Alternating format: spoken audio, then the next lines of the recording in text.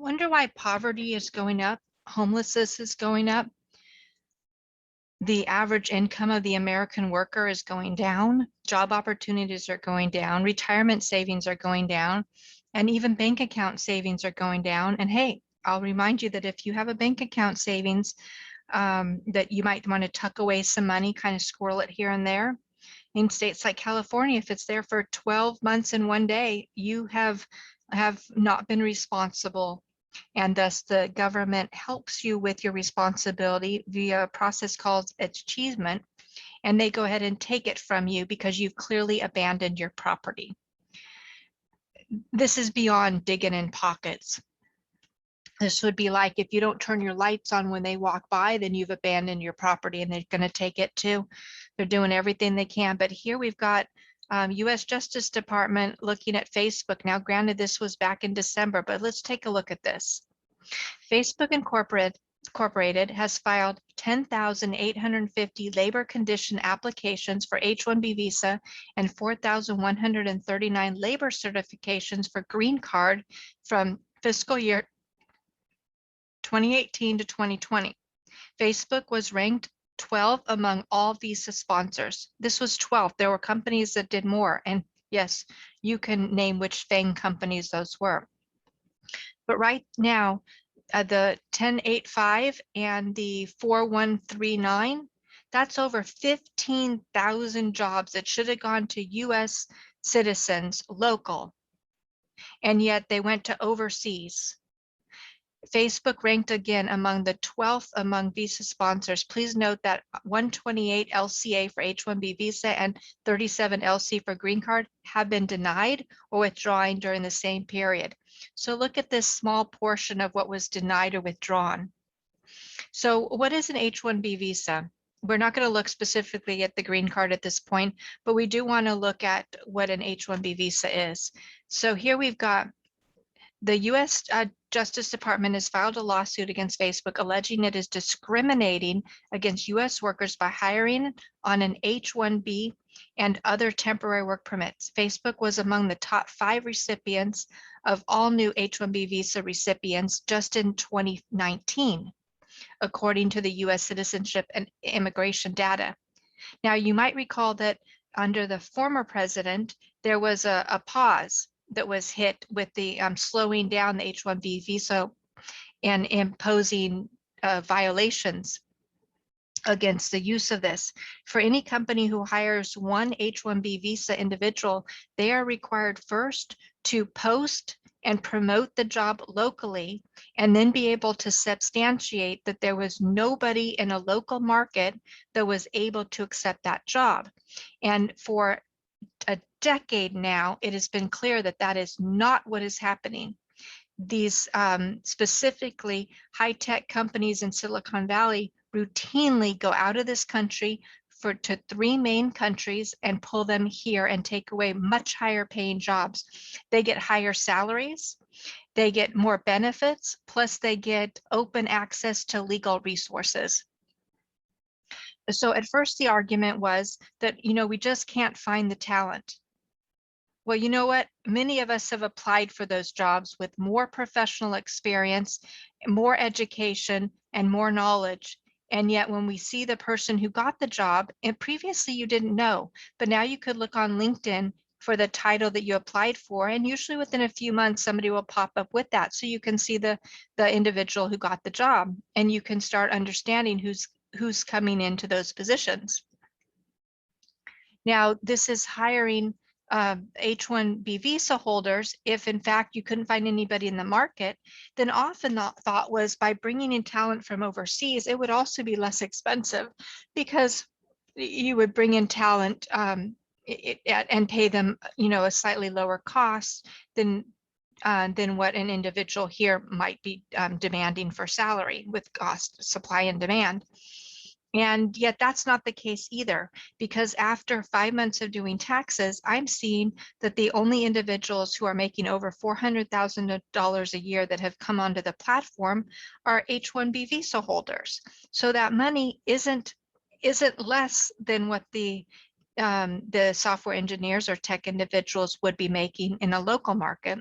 It's actually significantly on the very high end, if not more, for the job categories that I researched. So then why do companies circumvent the hiring process, go in front of the Department of Justice, and push homelessness in cities as people cannot get jobs within their local area? I have been yelling this from rooftops for years. This doesn't have to do with the money. Just as we're seeing with what's going on with the Democrats at this point, this doesn't have to do with the money. This has to do with a massive amount of greed on a much, much larger scale and corruption. If you've got an individual who is from this country, who knows the neighborhood, who knows the faces, has friends, knows how things work, and things aren't going in the right direction, that person might speak up. They'll go to their neighbor, they'll go to their friend, they'll go and they'll look for a solution. Whether they have any intention of a lawsuit or whistleblowing, that doesn't matter. They'll just start talking. However, if you're pulling in somebody with an H1 visa from another country that doesn't have the connection, that doesn't know people, the chances that they're going to start talking are slimmer. But then you've got somebody who is here at an extremely high salary. It's like winning the lottery. Their families at home are trusting them to continue in the job and make the money, that they're really, this is a big difference for their entire generation, the generation before them and the generation after them. And also by speaking out or whistleblowing, they're guaranteed to lose that job and lose the right to be in this country. They are not going to speak out.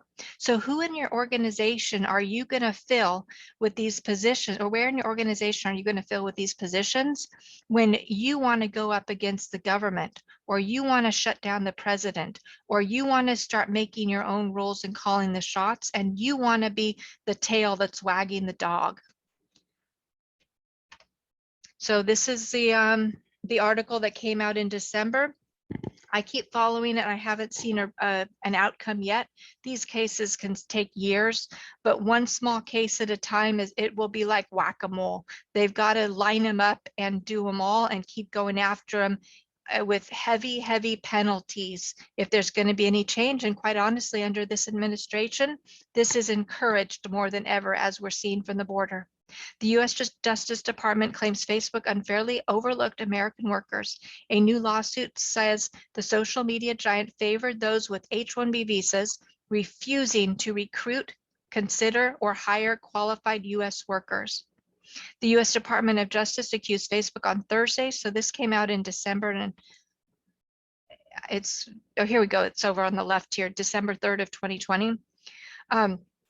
Discriminating against its own American workers, saying in a new lawsuit that the social media giant had given hiring preferences to temporary workers, including those who hold H-1B visas. Hey, but you know the jobs you get locally? So here in San Jose, they've got 40,000 jobs that they're going to be opening up on the new Google campus. And I have routinely gone to the council members for the city and let them know those are not 40,000 local jobs. Those are, it might be, on a generous side, maybe there's 27,000 full-time FTE positions. The majority of those will be H-1B visa holders because they will fill those spots before the managers even know there's openings. They will be told, here's another employee reporting to you. And then the rest of the positions will be contractors and vendors. And contractors and vendors have no retirement, no benefits, no medical benefits. They can be fired on the spot for no reason other than a new contractor was chosen. There's no stability, and this is the undermining of the upper middle class in the United States. It is devastating for California, and it's rolling across the country. The DOJ said that Facebook had refused to recruit, absolutely refused. In fact, on different campuses, I stood as they argued with people explaining why they were going to hire them as H-1B visa holders. Meanwhile, I knew many people that had applied for the similar roles from different organizations I was in. refused to recruit, consider, or hire qualified workers for more than 2,600 jobs that in many cases paid an average salary of $156,000 a year. So these were fairly decent jobs. Instead, it opted to fill the positions using temporary visa holders, such as those with H-1B visas. The department added, Facebook intentionally created a hiring system in which it denied qualified U.S. workers a fair opportunity to learn about and apply for the jobs, the Justice Department said. So if you want to read the article, you can definitely look into more of the details, but we get the idea here. Now, managers that I know in the different tech companies, as I mentioned, they need people. They will wait and wait for job recs to be approved. So they'll put in the job rec, they'll wait for HR to approve it, they'll wait for the funding in the budget cycle. And then before that even gets approval, they'll be told that this person will now be reporting to you as soon as they fly in from one other country. And they're saying, but wait, we've been training people for these positions. And the company will say no. So in addition to what I already explained, we now, after going through 2020 and into 2021, we also have a better understanding of who is calling the shots. So who are the major investors in these companies? Where's the technology being driven, manufactured, and leveraged to a mass population? Yes, that country is one of the top 2 countries with H-1B visa holders in the United States. This isn't an accident. This is a negotiation at multiple levels. And yes, my friend, you are getting knocked out of an opportunity to even earn a decent job and have any chance of retirement because of these crooked practices. It's inexcusable and it's criminal. This isn't just a matter of giving somebody else an opportunity. This is taking away from those who have worked, gotten advanced degrees, have the professional and education acumen in order to not only achieve the necessary requirements of the position, but to surpass and drive it into the future, as the United States is the country of inventions and innovation. And yet we are being locked out of our own opportunities. All right, H-1B visa holders.